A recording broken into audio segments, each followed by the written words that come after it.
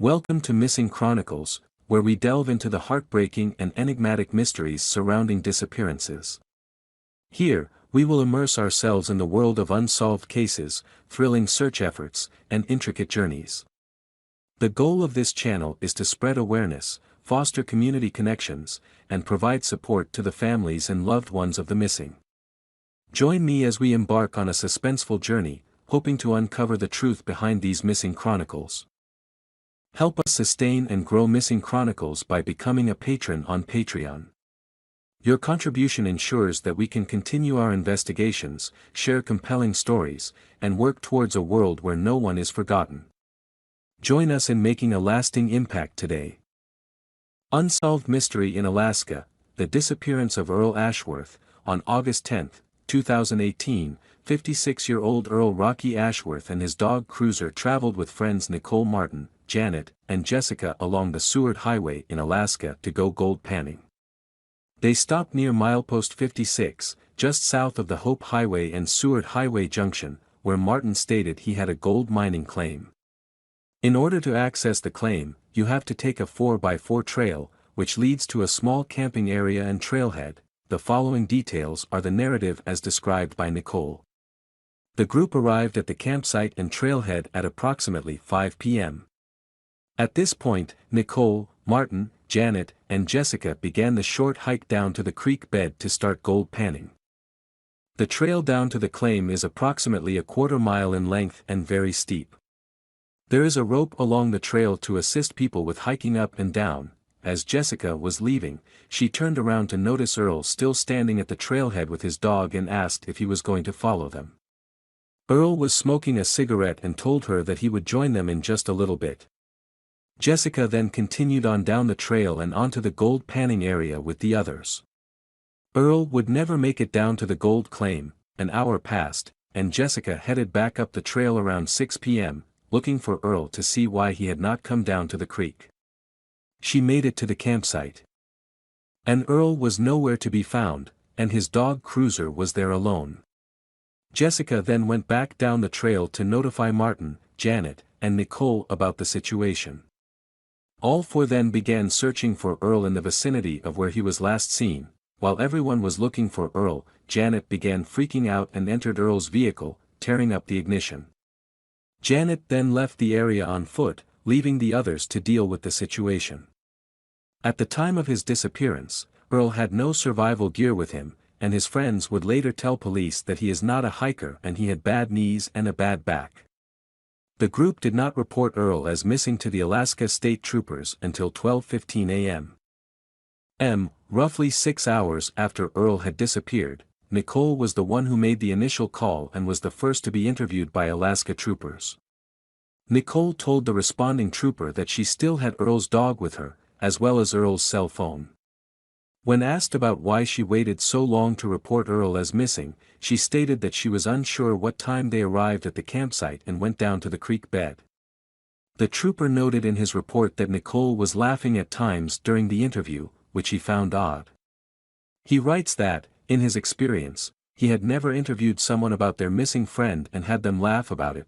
The trooper's report also notes that Nicole's voice sounded stressed when asked if she or anyone else on the scene had been consuming drugs or alcohol. Nicole stated that no one was under the influence of either. When asked if anyone had been arguing with Earl recently, Nicole stated that everyone was happy to go gold panning, and that no one had been arguing. The trooper obtained Earl's cell phone number and attempted to call him, but it went straight to voicemail. At 12:40 a.m., the trooper contacted the local search and rescue coordinator and informed him about the incident. Due to the terrain, darkness, and weather at the time, no SAR team was able to respond until daybreak. By 2 p.m., additional troopers had been on the scene conducting a hasty search but were unable to find Earl in the area. Helicopters were put in the air and began an extensive search of the creek bed and surrounding terrain. Dog teams arrived, but none of them alerted to finding any scent related to Earl. During the search, investigators began learning more about Earl, including that he was a suspected drug dealer in the Palmer area. Nicole, Jessica, and Martin were also known drug users, according to Alaska State Troopers. Their report mentions that Nicole, Jessica, Martin, and Earl were not hikers and not known to Goldpan. Investigators began the process of obtaining search warrants for Earl's residence and cell phone and also conducted interviews with Nicole, Jessica, and Martin. The whereabouts of Janet were still unknown. By 9:20 p.m., all search teams were pulled out of the field due to darkness and the small search area. It was advised that there was no more area to be searched that would be of value. The first investigators on the scene took thorough notes and also took photographs of the campsite and items of evidentiary value, including food, empty beer and soda cans, empty cigarette packs, a discarded press-on nail, and a backpack containing empty prescription bottles. When troopers had first arrived on the scene, a campfire was still smoldering. Earl's vehicle was inspected, and it was noted that the fuel door was opened, and the gas cap removed, as if an unknown person had siphoned fuel from Earl's car. The trooper also noted damage to the ignition where it appeared someone had punched the ignition or tried to start it without the key. Only the passenger side door was unlocked. Investigators noted in their report that it appeared none of the gold panning equipment had been used and was dry. During the day, a state trooper called the Palmer Police Department to have them respond to Earl's residence and see if he had somehow made it home. But soon learned that Palmer PD had already been to Earl's residence after receiving a 911 hang-up from Earl's cell phone.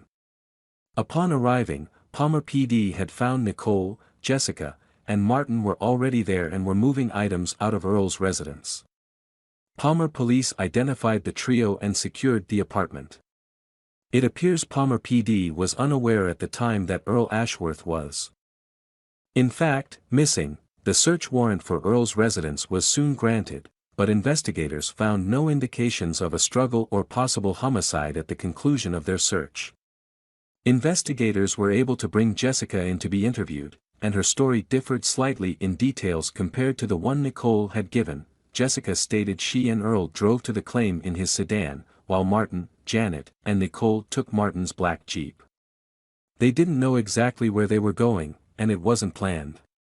When they arrived in the area, all of them except Earl walked down the hill away from the campsite. She said Earl was busy putting on his waders because he didn't plan ahead and was wearing flip-flops. After being at the creek for about an hour, Jessica went looking for Earl but couldn't find him. She alerted the others, and Martin spent 2 hours searching but turned up nothing. While looking, Earl's dog came out of the woods halfway down the trail to the creek. Eventually, everyone except Janet left the area in order to call 911. When they later returned to the camping area, they found Janet was inside Earl's car rummaging around. There was a verbal argument with lots of screaming, and Janet stormed off. Once she was gone, the others noticed that Janet had ripped the ignition out of Earl's car. Jessica had Earl's phone, though she doesn't specify why she had it, and she brought it with her back home. She stated that her sister stole the phone from her and called 911 from it in order to get her in trouble. This 911 call resulted in Palmer PD showing up at Earl's residence. Jessica does not state why her sister would want to get her in trouble. Investigators re-interviewed Nicole after Jessica and learned a few new details. Earl had his keys to his car when he disappeared, and his dog Cruiser was older and wouldn't have traveled far from his side. Martin got pulled over by a park ranger while searching for Earl in his car and was forced to walk back to camp after the ranger discovered he did not have a license. Notably, Martin did not take the opportunity to inform the ranger of his missing friend. Nicole stated that Janet was attempting to hotwire Earl's vehicle but couldn't get it to work and eventually ended up walking away. The group called 911 to get people to start looking for him, and Martin, Jessica, and Nicole used Martin's Jeep to drive to Earl's house but ran out of gas several times along the way. Nicole noted that Earl took several medications and is bipolar when he doesn't take them. On August 13, investigators contacted Jessica to retrieve Earl's phone from her. Jessica said that her sister Andrea had taken the phone away and never given it back. Officials went to see Andrea about the phone, but she told them that she had left it at another woman's house earlier in the day. When investigators went to that home, they encountered a male who did not want to identify himself and said the phone was not there. After trying to chase down the location of Earl's cell phone all day, detectives were ultimately unsuccessful. Calling the phone continued to go straight to voicemail. On August 14, Janet was finally located living in a tent at a homeless encampment. Investigators were able to interview her on location and hear her side of the story. Janet stated that she was the last person to see Earl before she went down the trail, and he said he was going to relieve himself in the bushes while she was getting her stuff together. She assumed at the time that Earl had already gone down the trail and was ahead of her. But upon reaching the creek, she noticed he was nowhere to be found. She admitted to attempting to hotwire Earl's car, and she walked away after getting into an argument with Jessica. From there, she was able to hitchhike into town. She denied knowing anything about Earl's whereabouts. Investigators received a call from Earl's mother, Joyce, on August 16. She spoke to them at length about numerous issues her son had with mental health problems and his abuse of multiple different drugs. She stated that he was behind on all his bills and was going through a rough period. On August 25, roughly 2 weeks after Earl's disappearance, another large-scale search was conducted in the area of the mining claim. Despite numerous teams, K9s, and grid searches, no new evidence was discovered relating to Earl's whereabouts. On November 21, investigators received information relating to a warrant to search Earl's phone records. The record showed no suspicious activity. On November 26. After attempting to ascertain Martin's whereabouts for a number of weeks, investigators learned that he was incarcerated at a facility in Alaska and were able to set up an interview with him by phone. Martin's version of events matched the others, with him leading the group down the trail to the creek before eventually noticing that Earl was missing. Martin searched for him for a while before the group decided to return to the Palmer area. Martin stated that Jessica found Earl's cell phone in his vehicle prior to leaving the campsite.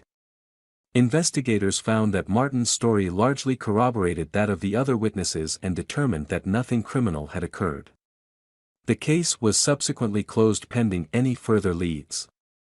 The disappearance of Earl Ashworth holds similarity to a number of other cases where an individual is there 1 minute and gone the next.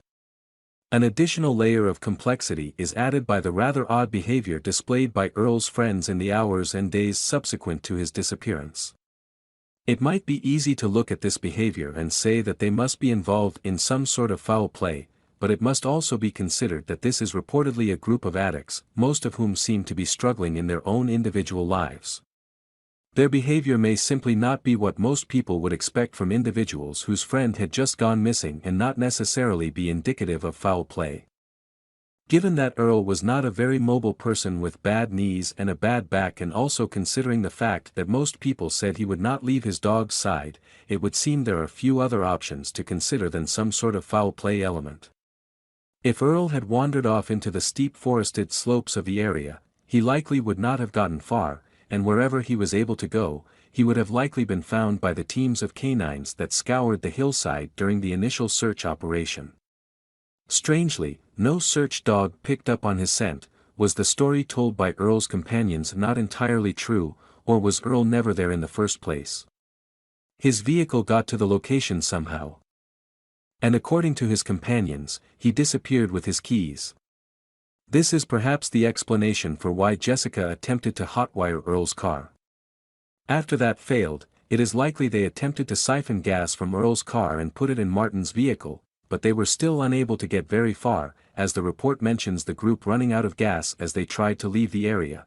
There are numerous elements to this story that don't truly add up. Was the group really going to this rather remote location to Gold Pan? There is certainly a feeling that we don't have all the relevant information in this case. Whether or not those key pieces of this mystery are ever discovered, only time will tell. Until next time, thanks for watching.